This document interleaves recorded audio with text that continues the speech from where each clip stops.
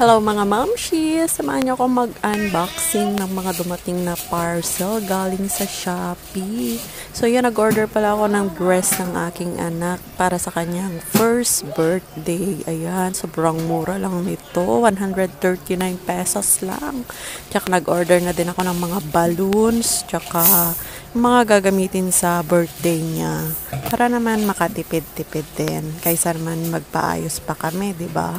Kami na lang mag-aayos. Yung balloon pala 100 pieces na yon na mahigit.